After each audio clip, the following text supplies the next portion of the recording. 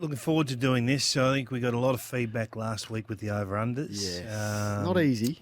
We only differed on 3 Yep. last week, which is unlike us. I thought there would have been more than 3 from 9. I think we disagreed on the West Coast Eagles. I thought 4.5 was a low line. We disagreed on who else? Port Adelaide. Port Adelaide. I was under. I'm not as. I want to see it before I subscribe to the new key back setup. Yes. And the other one we disagreed on was the Saints. Yes. I'm Yep. a big believer in the Saints. 11.5 Kingies over. I'm under on the Saints. We're both under on the Tigers. We're both over on Sydney. And we're both over on the Western Bulldogs. So we're up to the Giants. And it's a big line for the Giants. I mean, they started slowly last year. It's set at 14.5. Are you a buyer on Adam Kingsley to do it again in his second season, Kingy? And will they be winning 15 wins this year? So last year, 13 wins in the home and away. So it's an extra 2 wins on last year. And I think when you look at the Giants, they're going to get a tougher draw. So they're going to have to do it a bit differently. So against top 8 teams last year, they were three wins and 6 losses. So it's going to be tougher again this year. So we know they got on a run in the back half of the year, and they were extremely good when they were up and running. I think my only reservation with the Giants, because I love the coach and the new game plan up there worked really well in the back half of the season. I guess my only reservation is, can Toby Green do it again? Like, he's another year older, into his 30s now, and it's a massive year last year. Like 66 goals for a pseudo centre-half forward at 180-odd centimetres. I mean, just ridiculous what he was able to do. Can he do it again? It's amazing, and if he can, where does it take them, is the question. And they're not looking for a lot, are they? No. So where do you land on it? Well, I'm probably on the unders, because I just think 15's a lot of wins. Yeah, I agree with you. Look, the start of their draw is reasonably straightforward. So they've got Collingwood, and it's probably not a bad time to get Collingwood. Sometimes the Premier can start a little bit rusty, shorter preparation, and takes a bit to settle in. So at home in opening round, and then it's North, it's West Coast, it's the Suns who you would think they win, then it's the Saints at home. So they could easily be 5-0, but then it gets a bit more tricky after that. So I think I'm with you. I think I'm under. They probably get to 14. They'll be at the business end again, but 15 home and away wins is a lot for a team that does have, as you say, a few holes, particularly with their key forwards. Got an unbelievable back line. I love what Iden's been able to do the last 12 to 18 months. Taylor's body's a worry. We talk a lot about him. They've just got a really good system in terms of their ball movement, but their ball winning capabilities. Tom Green's going to be a phenomenal clearance player in our competition for a decade. And I think Finn Callaghan is the wild card, big-bodied mid that they need. He's got a great step. Obviously left footers always look a little bit different, but I think after another pre-season at this, what is he, 20 years of age? I mean, he's the world's before this young guy. I really think he's going to have an unbelievable career. Banged up last year, wasn't quite able to get full momentum, but the back half of the year was very good. So I think some of the young guys are going to have a say, but 15 is a lot of wins. So we're both under on the Giants. Let us know your thoughts on that. So we'll move on to the Gold Coast. This is a gold-clad guarantee over, okay? Let me just tell you, and you can hold me to this. They are winning more than 10.5. They are getting to 11. Welcome aboard. Well, and it's not necessarily anything they've done. Look, they've got West Coast. Well, they've got West Coast and North twice. So there's 4. They've got Richmond twice. I'm giving them. So there's 6 before they even start. And then you factor in the other games that they're going to get at home. Their draw is soft. They are stacked with talent. Their midfield is good. They've got key position players. They've got a really good, strong ruckman. I just think that is the most obvious over we've had in a long time. Are you with me? Yeah, I am. Yep. But I've been a believer of the Suns for a little while. Yeah. And I think that their young talent is going to enjoy what I still think is the best mode in the competition. It is incredibly hard to stop the old Richmond model when they were up and run and gun and high handball explode from stoppage. They've got tackle breakers everywhere, and I think this is the new black, if you like. The new fashion in footy is to have those make you miss midfielders that can step through, and all of a sudden the defensive layering of the opposition is gone. They've got them. Noah Anderson will challenge for the Brownlow this year. I agree with that. Yeah, He's that sort of player. Big fan, and they've been forced to do a lot of work. Anderson, Rao, Miller, and the fatigue that has set in, particularly I think with Rao in second half, just because he's forced to do so much. But now Flanders is there.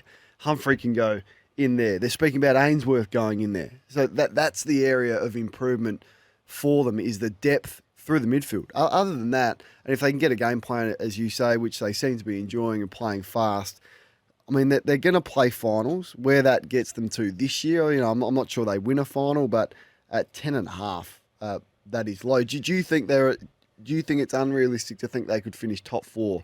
So last week you said the Saints, you wouldn't be surprised if they push top 4 from outside. Are you the same with the Gold Coast? Are you top 4? I don't think they'll get there, but I think there'll be a stage of the year where you go, wow, he's done a great job, Hardwick, in a short space of time. Now, whether that has them top 4 or not, we're talking about one win, really, aren't we? The gap between 4th and 6th is effectively one game, one win. They've got to start winning consistently at home. I think they won 5 games there last year. They've got to get a better return than that. They've got to make sure that they're winning. What do they play at home? 12 games, 11 games? They've got to be winning 9 of 11 or 10 of 12, whichever it is. They've got to bank those like the Brisbane Lions have been able to do at the Gabba. As soon as they make that a fortress, that's when they'll be the team we all probably hoped they'd be 3 to 4 years ago. But the mail out of Gold Coast is that the players are loving the freedom to actually be involved in the game, on counterpunch, push up to stoppage, charge back, get your hands on the footy, get involved, rather than creating space all the time for the big three in terms of their midfield. So it's exciting. Bob East there, chairman, says that its finals is a must this year and a premiership within 3 years. So we're both over on the Gold Coast. Let's move on to the Geelong, which is a fascinating one for me. The line is set with a lot of other teams at 11.5. I'm over on Geelong for the fact that they play 9 games at GMHBA. So we know that they're as strong as anyone at home, and they have been for the last 25 years. Like, it's rare to go down there and win. I know it's not as daunting as what it was once, and teams have gone there and win. But they get 9 at home. They've got to get to 12. Then they play their games at the MCG. And if they have good health, and whilst you've still got Stewart, Hawkins, Cameron, Dangerfield, De Koning, I'm thinking that they're going to win 12 games and play finals again this year. The Cats. I don't think they're a premiership shot, but I think they're a proud group who are well coached, who would have had a longer pre-season, who would have reviewed hard what went on last year. They'll make some adjustments, and they just play footy at home, and they're hard to beat at home. So I'm over. Are you with me or are you under? The Cats are too good to be bad, and too bad to be very good. Yeah. So they're going to be stuck in that middle It's block. not a great spot to be, is it? It's an awful spot to be, and a real challenge for the list build or the replenishment, if you like, of this list. And you're right, the top liners will lead the way again. But how many years can they keep doing it? I mean, we just talked about Toby Green. Can Dangerfield do it again? Can Hawkins do it again? I'm not sure. And I think we saw them coming off the absolute peak of their run. 3 wins, 7 losses against top 8 teams last season. I reckon that's more of a guide of where they're at than just looking at the superstar names. Who are the next players to come through? Who is the next one? I mean, we talk a lot about Max Holmes. We talked about Clark. Bruin, Henry. It's got to be those really guys. there? Yeah, are they there? We'll find out. I'm not sure on him. I'm overs, but I'm not confident about it. No, that's the exact same feeling I've got. They get to 12 wins, but probably not a great spot for them to be in that football quicksand in the middle of the ladder. 1300 736 736. Cats fans, let's move on to Fremantle, which is a fascinating one for me because the line is set low at 9.5. And I've been umming and ahhing about Fremantle, but when you look at the fact that they play 2 derbies, so there's a couple you would think against West Coast. They've only got to win 8 more to get to 10. They play a lot of games in Perth. It's hard to go there and win. I think I'm over on Freo, as much as I'm not buying their premiership credentials and what has happened, particularly with their list in the last couple of years. But I think they get to 10 wins, don't they? That's low. to 10 wins. Yeah. They won 10 last year. Yeah, they did. They've won 10 last year. They've been a really difficult team to follow. I mean, they've gone 10 wins last year, 15 the year before, 15 and a half the year before, then 10 in 21, 7 in a 17 game 2020. Gee, they're hard to follow. They really are. I'm not sure what their prime method or asset is. What's the thing they say? Yep, we got you. I don't bank on them at home like we should. I know that they got the West Coast obviously twice, but I 2-8 versus top 8 teams last year. I want to see Brayshaw back to that ball hunting, ball winning midfielder. I don't want to see him playing that defensive corridor role anymore. I want to see Sarong explode from stoppages like he did in parts of last year. I think Jackson will have a fantastic season. I don't know what the loss of this talent has done over the last couple of years. And we talk a lot about Schultz and Akers and these guys. You like their back six, though? I mean, their back six is stacked. I love the way they've always been able to defend. They've got to trust them more. Yeah. I think they've got to play a bit more freewheeling football that's imperfect and just trust their backline to hold up. And if they don't, well, you can make some adjustments through the season. But it's a huge year. There's no doubt the first 6 weeks of this season are going to really challenge all at Fremantle, including the coach. Yeah, and so that you're right. The first 6, they've got to start strongly, and it's difficult. They play Brisbane in round 1, then it's North, but then it's Adelaide, Carlton, Port Adelaide before they get the Derby, the Eagles, and then the Western Bulldogs. So they do need a strong start. I like Hayden Young. The comparisons to Jordan Dawson, I think, are fair. So he goes on ball full time. They need that, but they're probably 2 small forwards short, and a lot relies on Jai Amos, who kicked 41 goals last year, but he's probably your 3rd or 4th key forward, more so than the main man there. So there's issues everywhere. Can Jackson and Darcy work? I'm not certain what happens with Sean Darcy if Jackson is the preferred ruckman. So there's a lot of question marks over the Dockers, but I do think they get to 10 wins. There's an article over there during the week about Cooper Simpson, who I know did a lot of work with David Dunbar in terms of private training. That's become quite in vogue at the moment. So he's a Dandenong Stingray lad, and they're saying that he could be. There's vague comparisons made to Matthew Pavlich. Now I reckon that's overs. That's way overs. But he certainly could be the steal of the draft. So he's in really good form as a youngster. They need a couple to spike up. That there's no doubt about that. But let's just wait and see what happens. So you're under? I think I'm under, and I'm concerned about Freo. I'm over on Fremantle. Kingy is under as we move on to the Bombers. Smack bang in the middle at 11.5 wins. Kingy, you've been down there this week. How do you see the Bombers?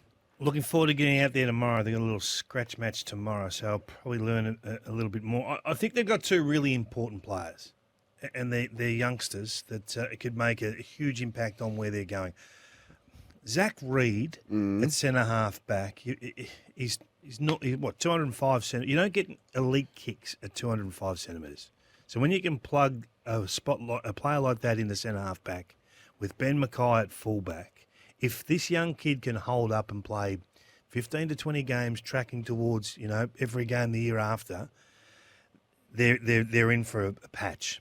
There will be a window for the Bombers. So I think Zach Reed's the most important Bomber in terms of his health this year. Yeah, we've hardly seen him. He's played 8 games. One game in 2021, 7 games in 2022, unsighted last year. He's on the track. He's up and rolling. He'll make a huge difference. And the other one I want to talk about is Ben Hobbs. I don't know if the Bombers have that.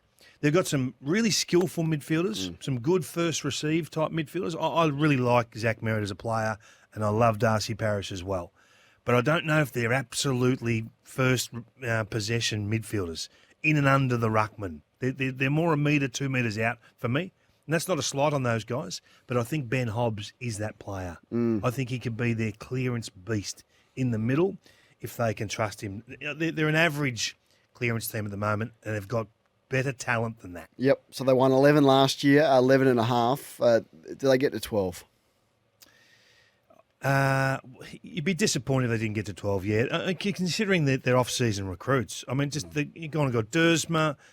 Gresham, I think, is a bit of a wild card. Whether it works or not, it's a bit of a free hit. Ben McKay is a significant investment at fullback. You want to get a return on that. They're going to be better than having an undersized Laverty having to play on the Tom Hawkins types or a Zerk Thatcher who really, let's be honest, is not really suited to that type of matchup. So they're going to be a better model down back. Have to get to 12, so I'm going to go over as well. The other player, Harry Jones, is the one I'm looking forward to having a strong season. Kicked 20 goals from 16 games in his first year and has had issues with his body. But every time I watch him play, this guy, there's something about him. So there's a group of young players coming through. You've identified a couple in Reid and Hobbs. Harry Jones is the other one. And it feels like the demographic of the group is better now. The experience, the young ones aren't first and second year players. They're now third, fourth, fifth year players. And there's an intangible determination that you see coming out of the Bombers. We don't want to be ordinary again. And sometimes the players just have had enough. And they go, okay, we're just not going to cop it anymore. It feels like they've got to that level. So you're right, 12 wins is a must. Let's move on to the Premiers. They lost Dan McStay with the ACL injury, but they do have reasonable depth. Do they get to 17 wins because their over and under is set at 16.5? Of course, they won 18 last year. So effectively, everyone thinks they're going to slide. That's what we're saying. Everyone's telling me that the Collingwood, they just win the close games. They, they're lucky. They're this, they're that. Well, back to back's hard to do. I know it's been done, but it's not common. It's hard. It's not common. But if ever you're going to tip a team to go back to back, it's this one, you think? Well, the more I watch Collingwood and look at Collingwood, I'm a no every year on back to back. I never tip back to back, but they're seriously healthy. I know McStay's the only one out, but I think big games have become small ball. I mean, how many key forwards have actually stood up and separated a final in recent years or a big game in recent years? Not many. So I think the small ball approach has worked. That freedom of explosion off half back. I'll be tipping Nick Dacos to win the Brownlow every year until he retires. Because he will just get vote after vote. So he ends vote. up with 4 Brownlows. I don't know how he's going to win, but if he wins it, I'm on board. It's as simple as that. So you're going over. And they're getting better though, mate. They're getting better. Quain is a better player than this time last year. So the query would be Pendlebury age, side bottom age, more body. Can he do it? Can his durability stand up? Mitchell age, there's a couple of flaky ones that are in their depth chart. Yeah, but will their rucks hold up? These are just the questions that I've got, and the only I'm picking holes, and I'm being incredibly picky to do that. But 17 wins is a lot of home. So I'm just going to go under. I think they get to 15, 16 wins. I'm not sure they're going to replicate last year 18, and they might not need to. I mean, there's a lot of things that come with experience where you go, we just manage the team so we are absolutely smack bang ready to go for finals, which means probably in the home and away season they don't have to fight as hard as what they have done in the last couple of years. So I'm going to go under, but you're going to go over. I'm going to go over because I don't think I've seen a premiership team come back ripping fit, healthy, with an edge. They're not talking about back-to-back. They're talking about back-to-work. It's great terminology. The little maestro, the coach, he's just a star. Their off-season acquisition of Lockie Schultz will impact. I don't think he's Bob Skilton by any stretch, but he's going to be a good player in that forward line, and he's a better version of Jack Ginnivan right now. So does he help them in the short term? Absolutely he does. And I think Beau McCreery is going to become a very good first-picked midfielder. So you're tipping them to win the premiership right now of all the teams? Well, it's February 9. Yeah. We don't have to put it in just yet, do we? Okay, well, this is the feeling I'm getting. Well, I'm warming to it. Okay. And it breaks policy because I don't like to tip back-to-back. It's boring and it's incredibly difficult to do. I did it last year. I'm not doing it again this year. They went on a patch of losing 6 in a row from rounds 8 to 14 and then absolutely stormed home and made it through to the prelim final. What a story it was. The line is set at 13.5 and I'm going to go over. Why? Well, they're just ready, aren't they? Like, let's look at this group who have now, for the first time, experienced the big games and stood up in big games. There's a level of confidence about it. I think they're led incredibly well. They've got the best key forward in the game. They've got one of the best and most dynamic and brutal midfields in the game. I think they've added to their depth with Hollands comes in, and his brother's going to be better in his, what is it, his second year now across the wing. I think they've got explosive running power. Harry Mackay can't be any worse than what he was last year. I think they defend incredibly well. And I think there's just now a level of expectation on this group that they've placed on themselves that they're ready to go. It's not a lot. 14s are not a lot. I mean, they won 13 last year after losing 6 in a row. So I think they'll hit the ground running, and I think they'll be at the pointy end. Are they going to win the premiership? I'm not saying that, but would I be surprised if they're there on prelim final week again? No, I won't be. You're not sold? Well, I'm not as bullish as the football world. They're Why in not? love with Carlton. They got a lot right last year in the back half, and Wiedering, I think, was the major player in all of that. The way that he changed his game from being a one-on-one defensive brute to becoming an intercept player, becoming the man across that centre-half back line. Do they lose a lot in the off-season? Ed Curnow, Paddy Dow, Zach Fisher, they're sort of bits and pieces players for them over the last couple of years. Lockie O'Brien, these types. I think Fantasia is an interesting selection. I'm not sure, he hasn't played a lot of footy lately and hasn't. Everyone says, but if he can kick 30 goals. I mean, he hasn't done that. No, he hasn't. So I'm worried about that. I know he's a free hit. Small risk, high reward, though. Yeah, true. Yeah. Elijah Hollands, I'm with you. I saw him out there during one of the pre-season scratch matches. He was terrific. Just his poise and his class. I guess they got the maximum out of their top 5 players or 4 players in the back half of last year. If negative, devil's advocate role here, that's really positive for last year. Can they do it again? I don't know. I've just got a little asterisk next to them, Cornes. I don't know why. I get nervous when Carlton gets spoken about with such positivity. They won the close games last year. I think they were 4-0 under 10 points. Without Wiedering for the start of the season, how long does that roll on for? Yeah, is that a 6-week problem or a 2-week problem? Yeah. They're going to get a full season from Walsh, hopefully, who's done a full pre-season. So can he catapult himself into a top 2 or 3 midfielder in the league? Probably. You wouldn't bet against him. So I mean, you can make the case either way. I'm going to go over. Are you going under? What was the line? 13.5. Oh, 13.5. Gee, you'd be disappointed if they didn't win 14 games. Yeah. Yeah, no, you probably have to go over. One player I do want to mention, Cottrell, I think, was a bit of a sideshow over the last couple of seasons. I think he's going to become a really good AFL player, a good, solid AFL player that'll impact for them on a wing. He's had a terrific pre-season. And they've got a couple of youngsters, and I know we always mention these youngsters this time of year, and we don't really back over them once the year starts. But they've got a couple of wild card ruckmen down there. Murkov, they found a heart issue with him last year. He's improved enormously.